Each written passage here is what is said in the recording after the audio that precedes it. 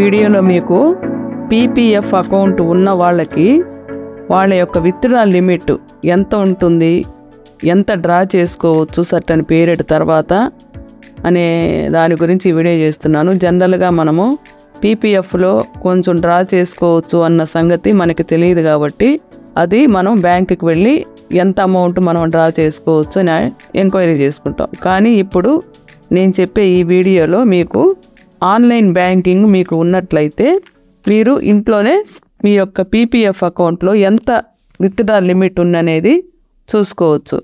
First నేను స్క్రీన్లో చూపిన విధంగా మీరు ఆన్లైన్లో లాగిన్ అవ్వండి.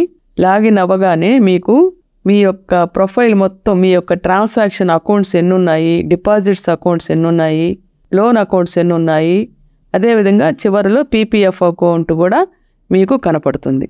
అదే కాకుండా మీ గతంలో మీ యొక్క బాండ్స్ ఏ బాండ్స్ క్లోజ్ అయ్యాయి, ఫిక్స్డ్ డిపాజిట్ ఉంటే ఏదైనా క్లోజ్ చేసి ఉంటే అవి కనపడతాయి. ఏ బాండ్స్ మెచ్యూర్ అయ్యాయి, వాటిలో బ్యాలెన్స్ ఎంత, ఇవన్నీ మీకు దీంట్లో కనపడుతుంది. నేను పైన చెప్పిన విధంగా మీరు అవన్నీ స్క్రోల్ చేస్తూ డౌన్కి వెళ్తే అక్కడ ఫీచర్స్ అండ్ ఆఫర్స్ అని ఒక 10 ఐటమ్స్ కనపడతాయి. అవి ఇటు హారిజాంటల్గా స్క్రోల్ అవుతూ ఉంటాయి ఆటోమేటిక్గా.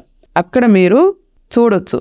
అంటే ఫస్ట్ మనకి మీకు క్రెడిట్ కార్డ్ అప్లై చేసుకోవాలన్నా కనపడుతుంది.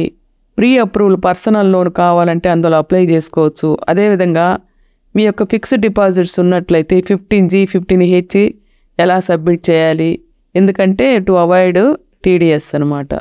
అదేవిధంగా SBI కార్ లోన్ గురించి, మీకు ఏదైనా కార్ లోన్ కావాలనుకుంటే ప్రీ క్వాలిఫైడ్ కార్ లోను అంటే మీకు ఎంత ఎలిజిబిలిటీ ఉంది కార్ లోన్ తీసుకోవడానికి అనే ఫీచర్ కనపడుతుంది.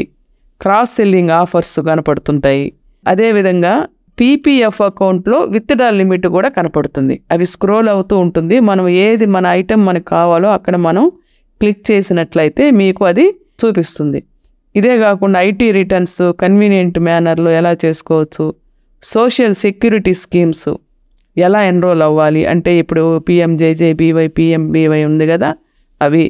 అదేవిధంగా మనం సింగిల్ మోడ్లో మన అకౌంట్ని ఒక బ్రాంచ్ నుంచి ఒక బ్రాంచ్కి ఎలా ట్రాన్స్ఫర్ చేసుకోవాలి. సో ఈ అన్ని ఫీచర్స్ ఆఫర్స్ మనకి ఈ ఆన్లైన్ బ్యాంకింగ్లో తెలుస్తుంది. సో మీరు ఈజీగా మీ యొక్క ఈ వీడియోలో నేను చెప్పిన విధంగా పీపీఎఫ్ అకౌంట్లో ఎంత విత్డ్రా లిమిట్ ఉన్నది అనేది మనం దీని ద్వారా తెలుసుకోవచ్చు అనమాట.